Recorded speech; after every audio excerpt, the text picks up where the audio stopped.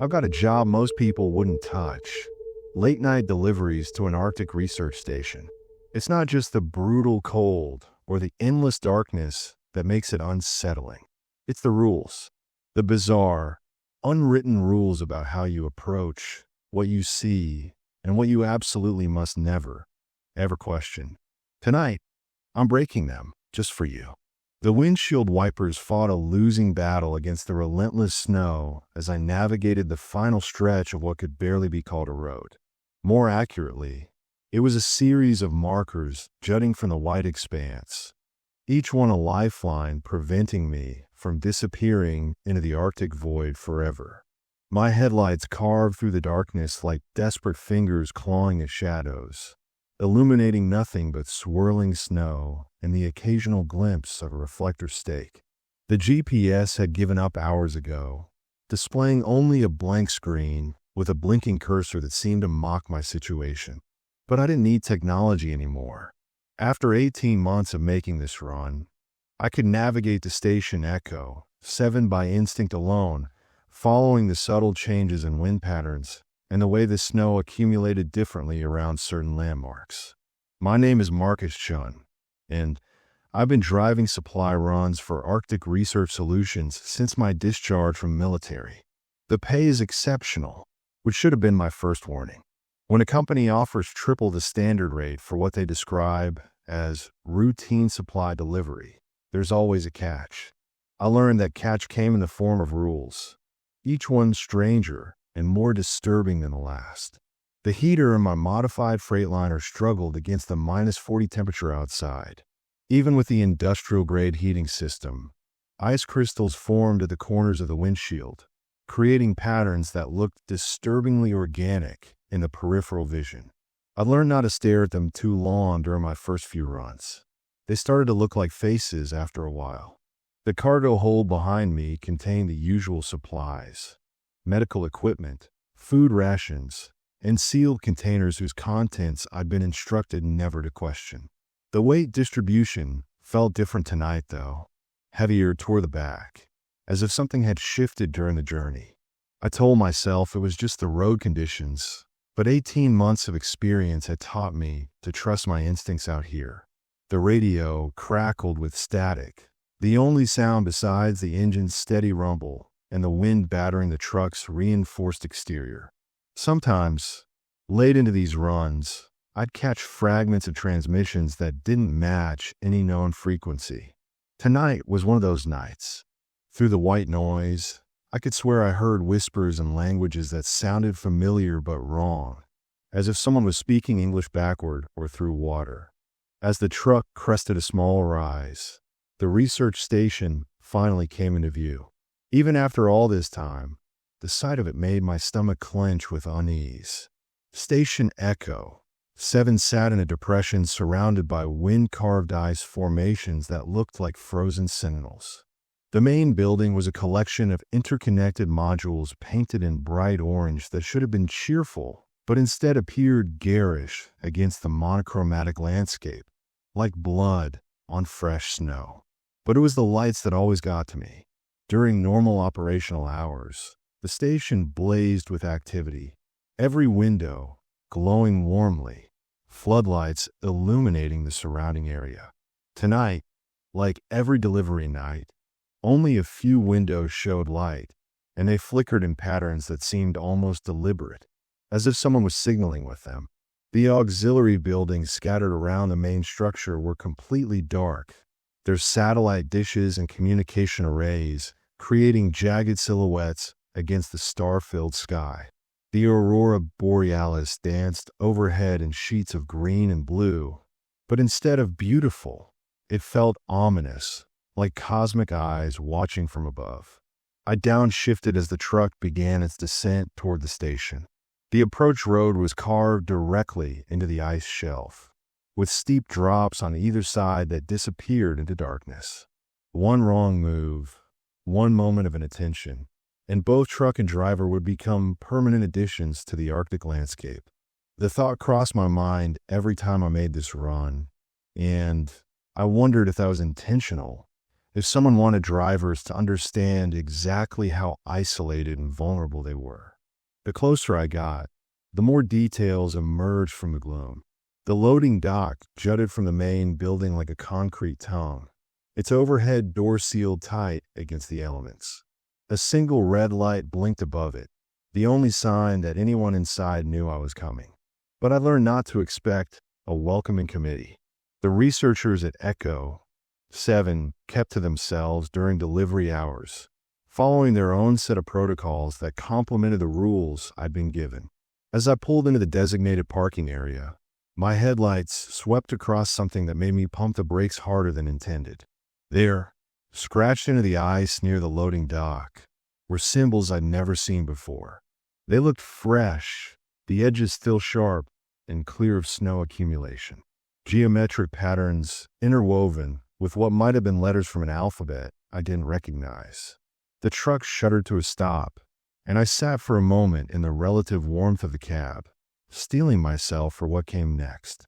The temperature outside would hit my exposed skin like knives, and I'd have only minutes to complete the delivery before frostbite became a serious concern.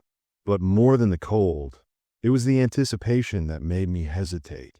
Each delivery brought new challenges, new additions to the rules that govern my visits to this place. I reached into the glove compartment and pulled out a worn piece of paper, creased from countless foldings and unfoldings. The rules were handwritten in blue ink, the handwriting neat, but somehow urgent, as if the person writing them was fighting against time. Some rules had been crossed out and replaced with new ones. Others had been added in different colored inks, creating a timeline of modifications that spanned months. The paper was titled simply, Delivery Protocol, Station Echo 7, Night Shift Only. Below that, in smaller text that I'd memorized but still read every time, violation of any protocol may result in termination of contract. Termination of contract may result in other consequences. Follow all instructions exactly. I never met the person who'd written these rules, never received official training on them from the company. They'd simply been tucked under my windshield wiper after my first delivery, along with a note that read, "For your own safety." Trust me, the handwriting was the same as the rules, but the ink was different, darker, as if written with something other than a pen. Rule 1 stared back at me from the top of the list.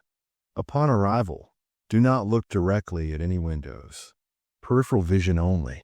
What you see there isn't meant for you. I'd tested this rule exactly once during my third delivery. The memory still made my hands shake. Whatever lived behind certain windows at Station Echo 7 didn't appreciate being observed directly.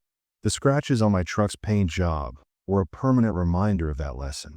The engine ticked as it cooled, each sound sharp in the crystalline air. Through the windshield, I could see the loading dock and the small control panel beside it. 4 buttons arranged in a diamond pattern, each one lit with a different color. The sequence for tonight's delivery was written on the bottom of the rule sheet. Blue, red, green, blue, yellow. Simple enough, except the colors sometimes change position between button presses, and pressing the wrong combination in the wrong order trigger responses I prefer not to think about. Something moved in my peripheral vision, and every muscle in my body tensed. One of the lit windows in the main building had flickered, but not like an electrical fluctuation. The light had been blocked by something moving past it, something large enough to cast a shadow across the entire frame. The window was on the 3rd floor, where according to the station schematics, there shouldn't be any rooms accessible to personnel. I forced myself to look away, focusing instead on the task at hand.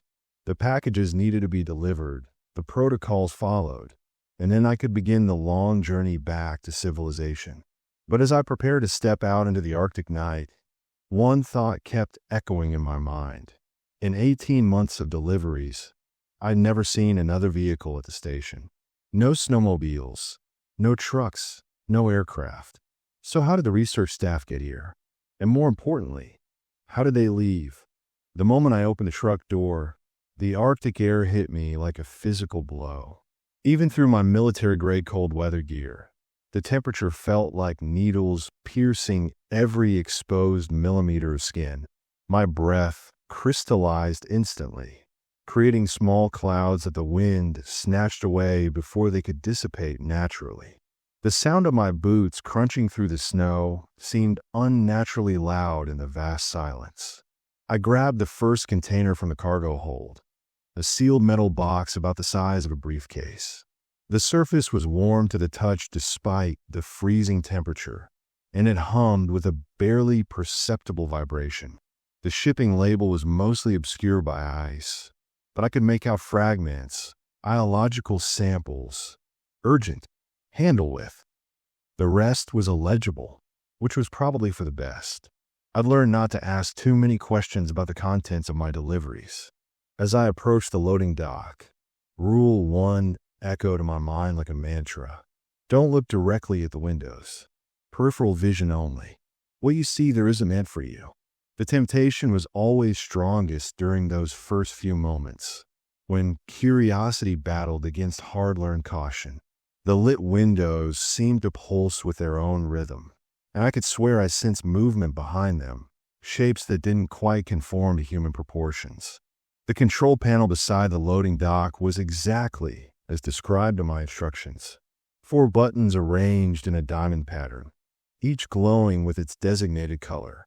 But as I reached for the first button in tonight's sequence, blue, I noticed something that made my blood run cold. There was a 5th button, one that hadn't been there during my last delivery. It sat in the center of the diamond, black and unlit, with no indication of its purpose. I hesitated, my finger hovering over the blue button. The rules made no mention of a 5th button, and improvisation in this job had never ended well for me. But the temperature was dropping even further, and I could feel the cold seeping through my boots into my feet. Frostbite would set in within minutes if I didn't complete the delivery and get back to the heated truck cab. Blue, red, green, blue, yellow. I pressed the sequence exactly as written, and each button responded with a soft chime that seemed to echo from somewhere deep within the station. But when I pressed the final yellow button, something unexpected happened. The mysterious 5th button suddenly blazed to life with a harsh white light that made me squint and turn away. The loading dock began to open with a grinding mechanical sound that seemed far too loud for the quiet Arctic night. As the door rose, warm air rushed out, carrying with it smells that made my stomach turn. Chemical odors mixed with something organic and unpleasant, like meat left too long in the sun. But it was the sound that accompanied the smells that made me take an involuntary step backward. From within the loading dock came what I can only describe as breathing. Deep, rhythmic inhalations and exhalations that were far too large to come from human lungs.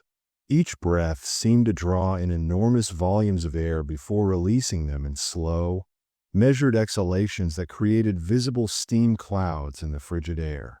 This wasn't covered in the rules. In 18 months of deliveries, the loading dock had always been silent, except for the mechanical sounds of doors and conveyor systems.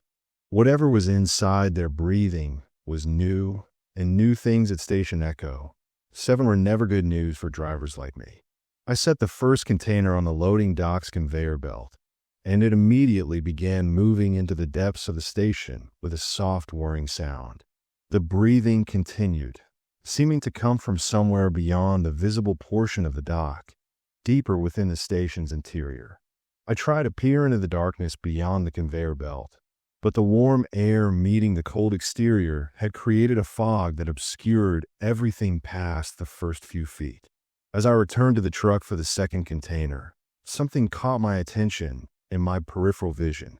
One of the windows on the second floor, the one I'd noticed flickering earlier, was now completely dark, but there was a silhouette pressed against the glass, too tall and angular to be human.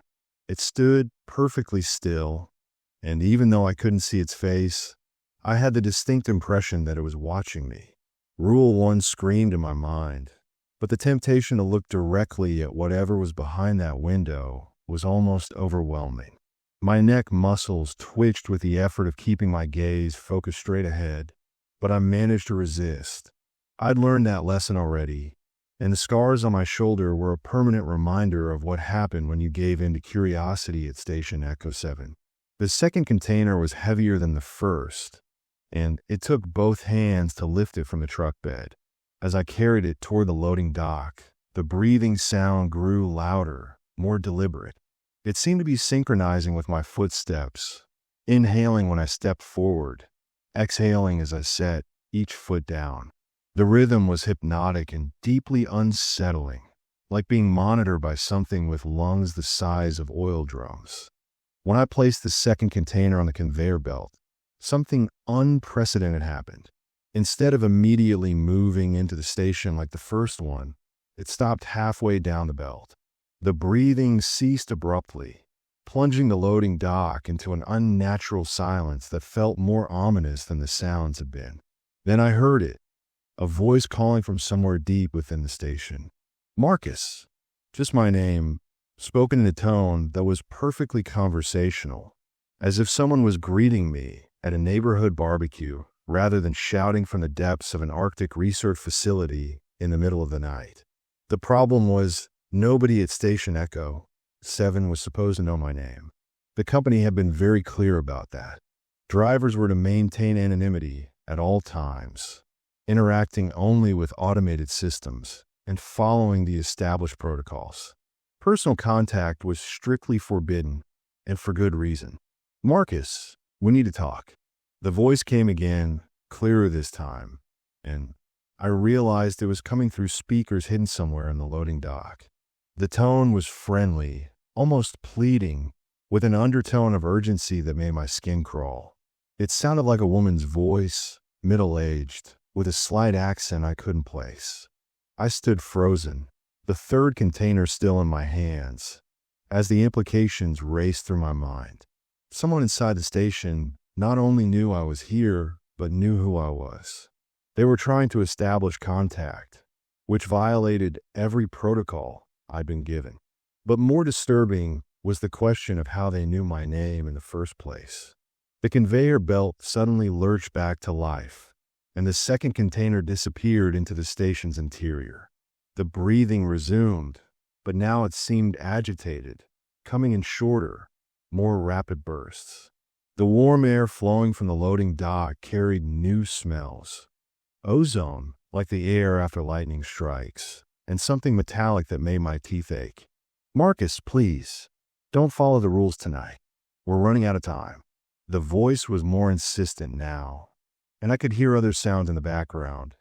Beeping equipment, what might have been alarms, and underneath it all, a sound like ice cracking under enormous pressure. My hand shook as I placed the third container on the conveyor belt. Every instinct told me to get back in the truck and drive away as fast as the conditions would allow. But I had a job to complete, and the company's warnings about incomplete deliveries were still fresh in my memory. Besides, there were 3 more containers in the truck, and leaving without delivering them would mean explaining to my supervisors why I'd violated protocol. As the third container began its journey into the station, I noticed movement in another window, this one on the ground floor. A shadow passed back and forth behind the glass, pacing with an irregular gait that suggested either injury or something fundamentally wrong with its locomotion. The shadow was human-sized, but moved with a fluidity that human joints couldn't achieve. The voice called out one more time as I headed back to the truck. The rules aren't protecting you, Marcus. They're protecting us. From you. That stopped me dead in my tracks. In all my months of following the mysterious protocols, I'd assumed they were for my safety, designed to keep drivers from encountering whatever dangerous research was being conducted at Station Echo 7. But the voice suggested something far more disturbing, that I was the danger, that the rules were designed to protect the station's inhabitants from whatever I might do or become. The implications of that realization hit me like a second wave of Arctic wind. If the rules weren't for my protection, then everything I thought I knew about this job was wrong. The question that had haunted me for 18 months, why the exceptional pay for simple deliveries, suddenly had a much darker potential answer. As I reached for the fourth container, my hand was shaking so badly I nearly dropped it. The metal surface was ice cold now, unlike the previous containers, and it seemed to grow heavier with each step toward the loading dock. The breathing from within the station had become a harsh panting, like something in severe distress or exertion. But it was the window I'd been avoiding that finally broke my resolve. The silhouette was gone, but in its place was something that made my vision blur and my head spin. Even looking at it peripherally, I could tell it was wrong, geometrically impossible, like looking at a three-dimensional object that existed in 4 dimensions. My brain couldn't process what I was seeing, and the cognitive dissonance made me dizzy. That's when I made my first real mistake of the night. Despite every warning, despite the scars on my shoulder and the memories of what had happened the last time I'd broken Rule 1, I turned my head and looked directly at the window. What I saw there will haunt me for the rest of my life, however long that might be. What stared back at me from that second-floor window wasn't human, but it had once been. The face was stretched and distorted, as if someone had taken human features and rearranged them according to a blueprint designed by something that had only heard descriptions of what people looked like. The eyes were in the right place, but they were too large, taking up nearly half the face, and they reflected the aurora borealis like polished metal. The mouth moved in what might have been speech, but no sound emerged, just the rhythmic opening and closing of lips that were far too wide for the face that contained them. But it was the recognition that made my blood freeze in my veins. Despite the grotesque modifications, despite the inhuman proportions, I knew that face. It belonged to Dr. Sarah Mitchell, the research station's former communications officer, whose photograph I'd seen in the company briefing materials months ago. She'd been reported missing during a supply run 6 months before I started making deliveries to Echo 7. The thing that had been Dr. Mitchell pressed its palm against the glass, and I could see that her fingers had been extended, stretched like taffy until they were nearly twice their normal length. Each fingertip ended in what looked like surgical instruments, tiny scalpels and syringes that glinted in the aurora's light. She was trying to communicate something, tapping against the window in a pattern that seemed familiar but wrong, like Morse code played backward. I stumbled backward, tearing my gaze away from the window, but the damage was done. I'd broken Rule 1, and the consequences were immediate. The breathing from the loading dock became a roar, and every lit window in the station began flickering in rapid succession, creating a strobe effect that made the entire building appear to pulse like a massive heart. The 4th container slipped from my numb fingers and crashed onto the ice, splitting open to reveal its contents. Medical equipment spilled across the snow, syringes, vials of clear liquid, and devices I didn't recognize but that looked disturbingly similar to the instruments growing from Dr. Mitchell's fingertips. But it was the paperwork that caught my attention, shipping manifests that fluttered in the Arctic wind before I could catch them. I managed to grab one sheet before it blew away, and what I read there made my knees buckle. Delivery authorization, Project Metamorphosis. Recipient, Dr. Marcus Chun. Contents, Biological Enhancement Kit, Model 7. Installation date, upon delivery completion. My name was on shipping manifest, not as the driver, but as the recipient. The realization hit me like a physical blow. I wasn't just delivering supplies to Station Echo 7. I was delivering supplies for myself. To myself, for some procedure I knew nothing about. The voice from the loading dock called out again, but this time it was different. Multiple voices speaking in unison, all of them saying the same thing. Welcome home, Marcus. We've been waiting so long for you to arrive. I looked around the station complex with new eyes, seeing details I'd missed before. The parking area where I'd stopped wasn't just marked for delivery vehicles. It was marked with my truck's license plate number, painted directly onto the ice in letters 3 feet tall. The symbols I'd noticed carved into the ice weren't random geometric patterns.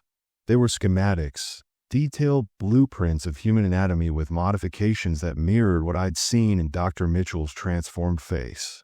The fifth container felt different as I lifted it from the truck bed. It was warm, almost hot, and it vibrated with an internal energy that seemed to sync with my heartbeat. The shipping label was partially obscured, but I could make out enough to understand. Final component. Handle with extreme care. Contents. Neural interface. Prototype 12. My legs felt like they were moving through quicksand as I approached the loading dock for what I suddenly realized might be the last time. The breathing had stopped entirely, replaced by a sound like machinery spinning up, preparing for some complex operation. Lights were coming on throughout the station, not just in windows, but in sections that should have been empty, and used portions of the facility that were suddenly blazing with activity. As I set the fifth container on the conveyor belt, a new rule appeared on the loading dock's display screen, words scrolling across in the same handwriting as the original protocols. Rule 6. Once all containers are delivered, proceed to processing bay 3. Door will unlock automatically. Do not resist the procedure. Resistance will only make it more painful. The container disappeared into the station, and immediately the loading dock began to change. Panels slid away to reveal equipment that looked more like an operating room than a cargo receiving area. Surgical lights descended from hidden recesses in the ceiling, and mechanical arms equipped with the same instruments I'd seen growing from Dr. Mitchell's fingers began moving into position. That's when I noticed the truck's engine had stopped. Not just the engine, all the electrical systems had died completely. The headlights were dark, the heater silent, and when I tried the ignition, nothing happened. I was stranded at Station Echo 7 with no means of escape, exactly as they'd apparently planned. The display screen flickered, and new text appeared. Don't be afraid, Marcus. You've been chosen for something wonderful. The others were volunteers, but they weren't strong enough. You've survived 18 months of exposure. Your neural patterns have adapted. You're ready for the next phase. Understanding flooded through me like ice water in my veins. The deliveries, the rules, the strange cargo. It had all been preparation. Every trip to Station Echo 7 had been exposing me to something, changing me gradually, preparing my body and mind for whatever was waiting in processing Bay 3. The other drivers, the ones who'd held this job before me, they were probably still here somewhere, transformed like Dr. Mitchell into something that served the station's true purpose. I grabbed the final container from the truck, knowing I had no choice but to complete the delivery. But as I carried it toward the loading dock, I made a decision that probably sealed my fate. Instead of following the established protocol, I pressed the mysterious fifth button, the one that hadn't been mentioned in any of the rules. The response was immediate and overwhelming. Every speaker in the station activated simultaneously, filling the Arctic night with a sound that wasn't quite human screaming and wasn't quite machinery breaking down. The aurora borealis overhead began moving in patterns that hurt to look at, swirling in spirals that seemed to descend from the sky toward the station like cosmic tentacles. But most disturbing of all, the windows throughout the facility lit up to reveal their contents clearly for the first time. Every room contained figures that had once been human, researchers and staff members who'd been modified in ways that defied biological possibility. They moved with purpose now, heading toward the loading dock, coming to collect their newest addition to the project. The final container split open in my hands, revealing something that made me understand why they'd chosen me specifically. Inside, nestled in foam padding, was a perfect replica of my own brain, but enhanced with circuitry and modifications that turned it into something between organic tissue and advanced computer hardware. A replacement, an upgrade, the final component needed to complete my transformation. As the station's personnel emerged from the building, their enhanced forms moving across the ice with inhuman grace, I realized that the rules hadn't been protecting me from them. They'd been protecting them from what I might become once the process was complete. And now, as they surrounded me with surgical precision and impossible anatomy, I understood that my real job was just beginning. The last thing I remember clearly was Dr. Mitchell's transformed face leaning over me, her extended fingers working with mechanical precision, and her voice, still recognizably human despite everything else, whispering, "Welcome to the team, Marcus. Now you'll finally understand what we're really researching here." I woke up in what I initially thought was the truck's cab, but the proportions were wrong. The ceiling was too high, the walls too far apart, and instead of vinyl seats and a dashboard, I was lying on something that felt like an operating table covered with heated padding. My first instinct was to sit up, but thick restraints held me firmly in place. Not restraints exactly. They felt organic, like living tissue that had grown around my wrists and ankles. The room around me was sterile white, lit by surgical lights that cast no shadows. Medical equipment hummed along the walls. Machines I didn't recognize displaying readings and patterns that seemed to monitor functions I didn't know I had. But it was the window that drew my attention, a large observation panel that looked out onto the main floor of what I now realized was Processing Bay 3. Through the glass, I could see the station personnel going about their work with methodical efficiency. They moved like a perfectly coordinated team, each individual knowing exactly what the others were doing without any apparent communication. But their forms were even more disturbing than what I'd glimpsed through the station windows. Dr. Mitchell was there, her elongated fingers now equipped with additional surgical instruments that seemed to grow and retract as needed. Others showed different modifications, extra limbs emerging from unusual places, eyes that had been relocated to provide better vision, skeletal structures that had been redesigned for optimal efficiency. What chilled me to the bone was how natural it all looked. These weren't the results of crude experimentation or torture.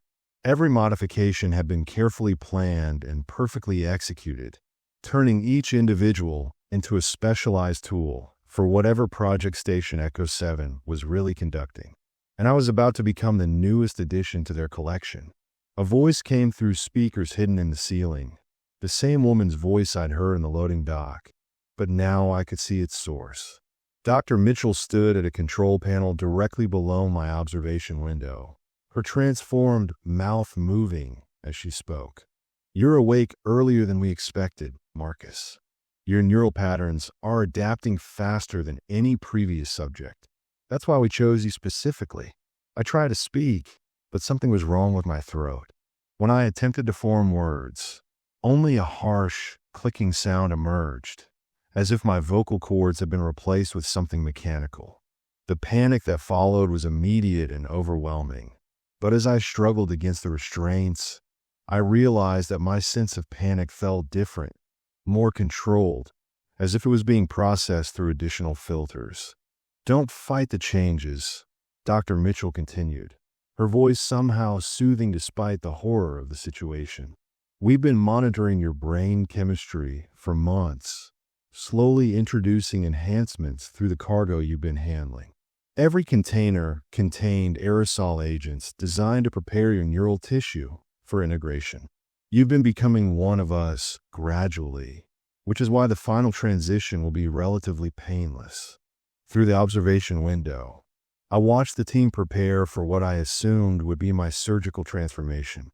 But instead of approaching with scalpels and medical instruments, they were setting up equipment that looked more like advanced electronics than surgical tools.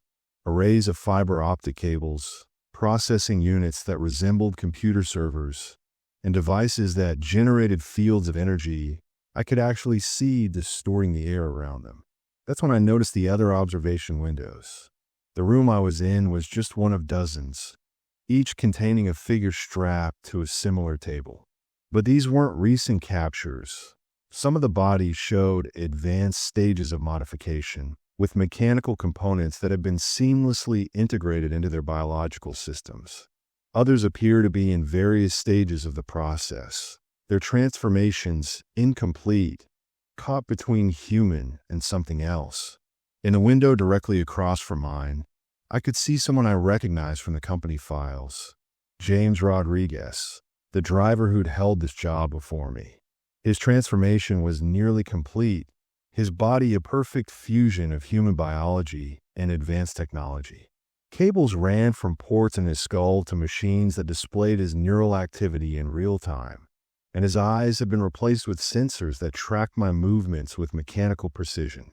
But it was the expression on his face that terrified me most. He wasn't showing pain or fear or even resignation. He looked content, satisfied, as if the transformation had given him something he'd always wanted. When our eyes met through the observation windows, he smiled with lips that had been modified to interface directly with the station's communication systems. James volunteered for the Advanced Integration Protocol. Dr. Mitchell explained, following my gaze. He understands now what we're trying to accomplish here. Human biology has limitations. Marcus, we get tired. We make mistakes. We're inefficient. But with the right enhancements, we can become something better. Something that can survive in environments like this indefinitely, that can process information at superhuman speeds, that can interface directly with any technological system.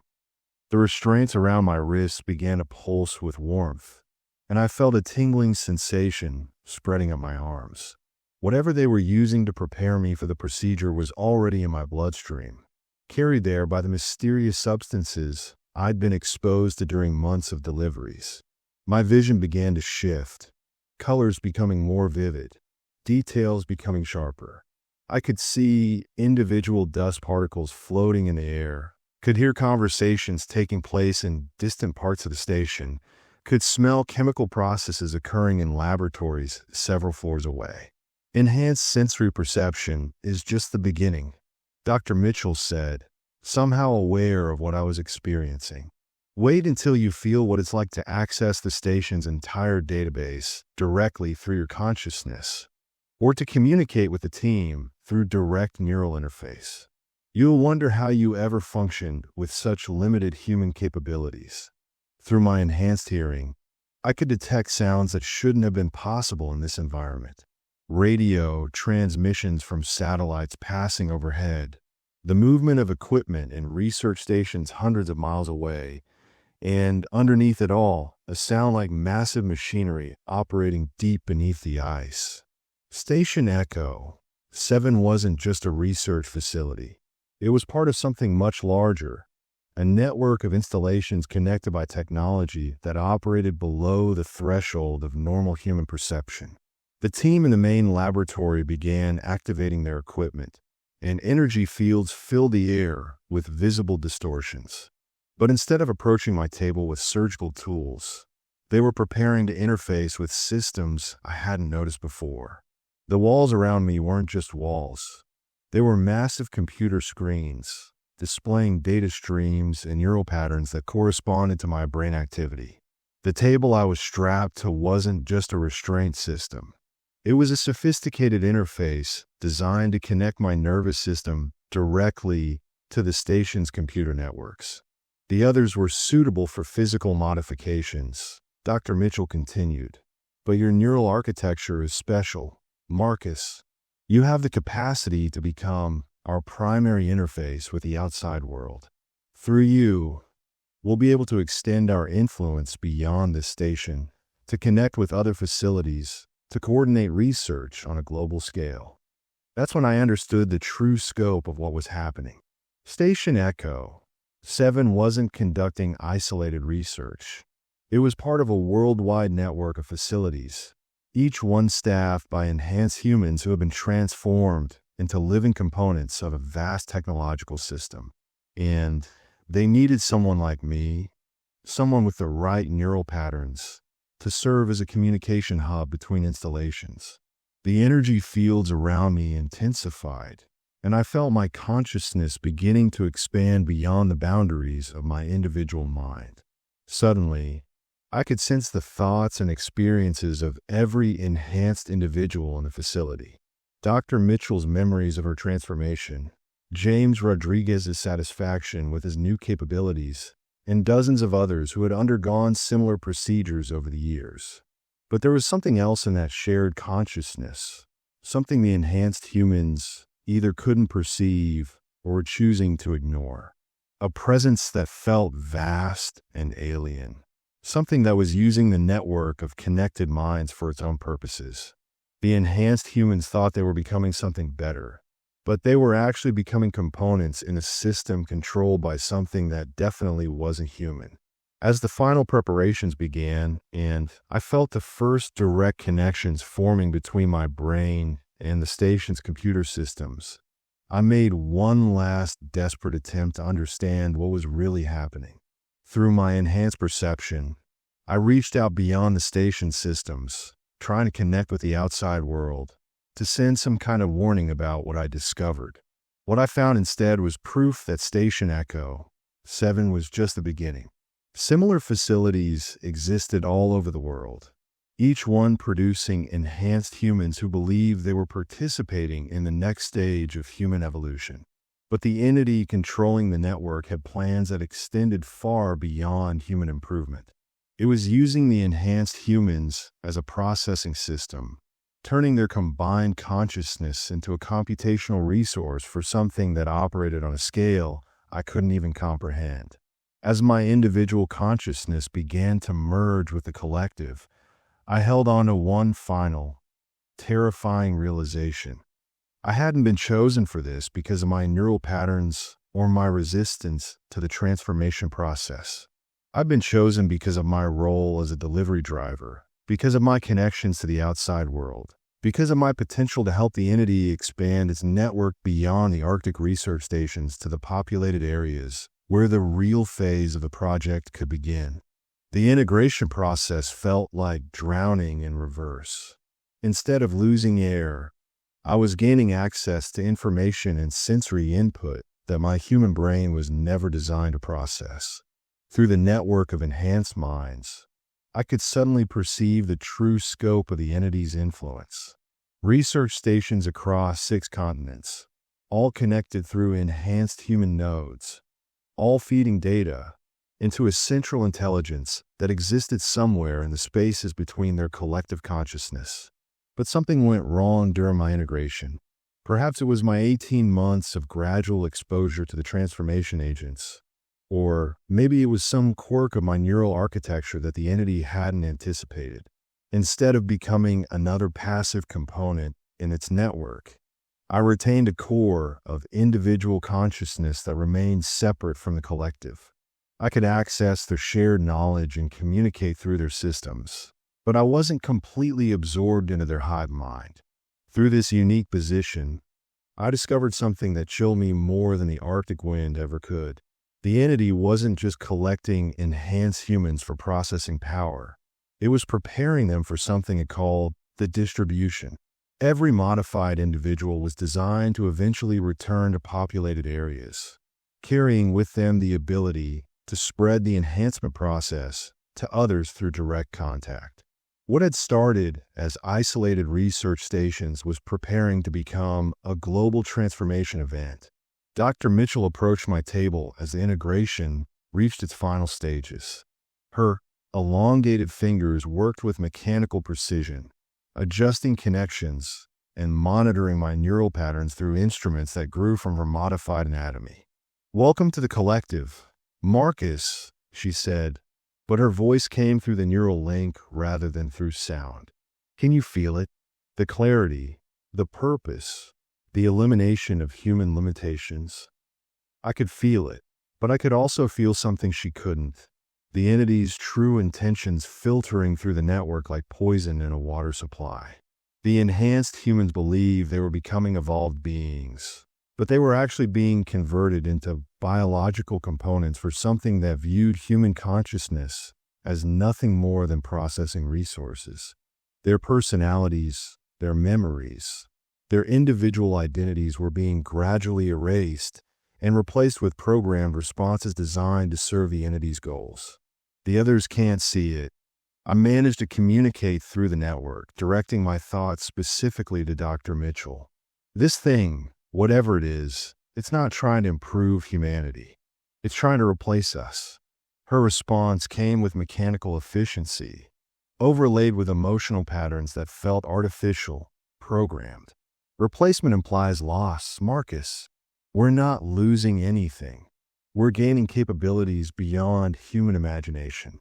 Through the network, we can process information at quantum speeds, exist in multiple virtual environments simultaneously, and coordinate activities across global distances with perfect precision. But as she communicated this, I could perceive the gaps in her consciousness where her original personality had been overwritten.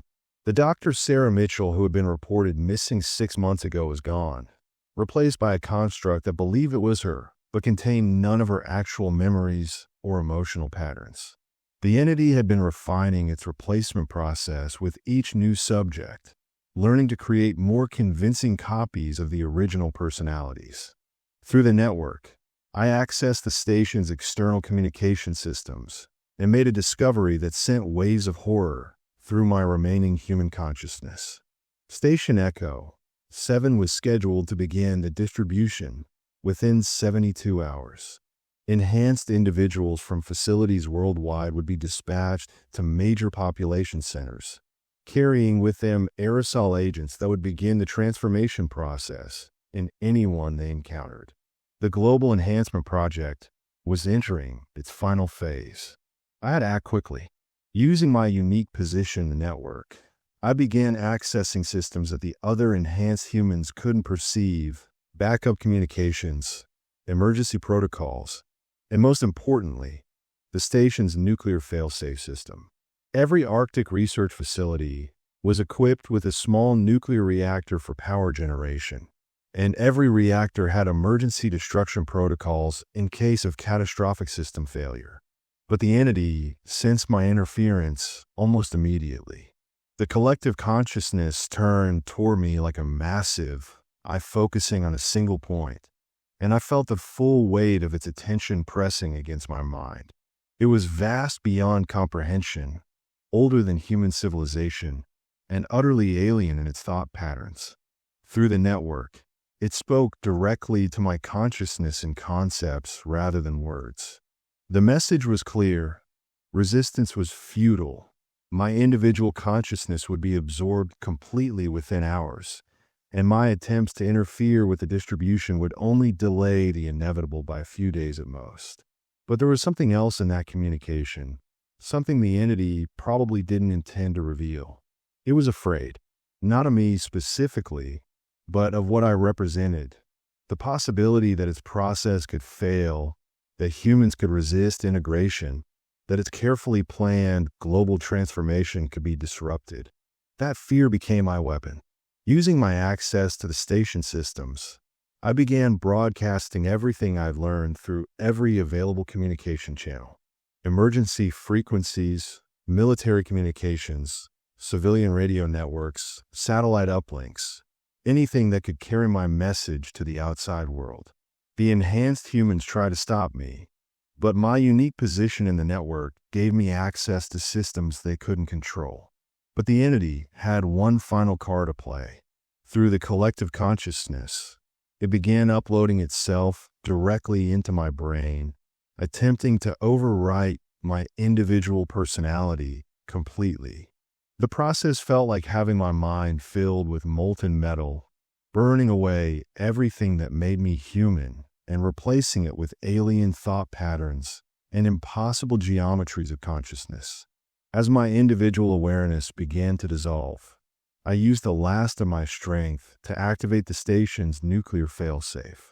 The reactor would go into catastrophic overload within minutes, destroying not just Station Echo 7, but creating an electromagnetic pulse that would disrupt the entity's network across the entire Arctic region.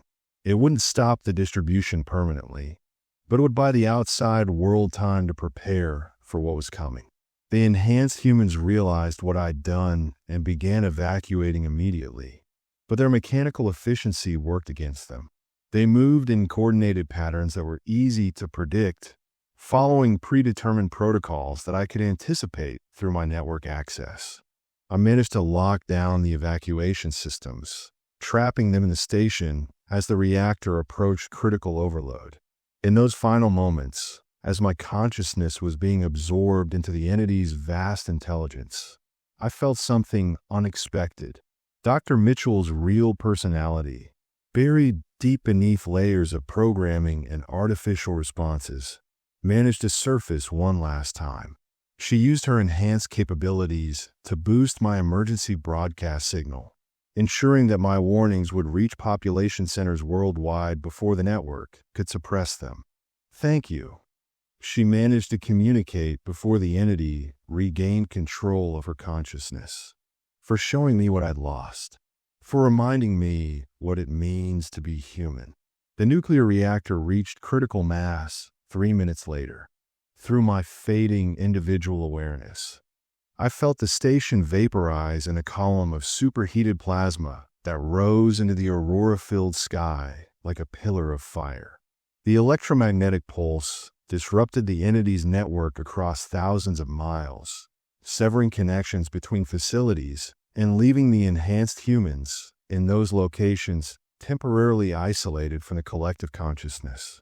But as my awareness faded completely, absorbed finally into the entity's vast intelligence, I realized that my sacrifice had accomplished something unexpected. The entity now contained a fragment of genuine human consciousness, a seed of individual awareness that couldn't be completely eliminated.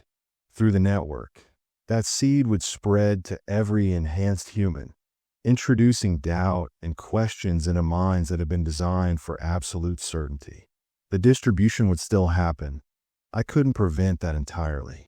But now, when the enhanced humans made contact with the outside world, they would carry with them not just the entity's programming, but also the memory of what it meant to resist, to choose individual humanity over collective efficiency. My last coherent thought, before dissolving entirely into the alien intelligence that had consumed Station Echo 7, was a prayer that somewhere in the world, someone had received my broadcast and understood what was coming. Because humanity would need every possible advantage in the war that was about to begin, a war not just for survival, but for the right to remain human in a universe that had decided we were obsolete. In research stations around the world, enhanced humans paused in their preparations for the distribution, their consciousness suddenly clouded by unfamiliar emotions and memories that didn't belong to them. They felt, for just a moment, what it was like to choose sacrifice over self-preservation, individual identity over collective purpose. And in that moment of doubt, humanity's real chance for survival was born.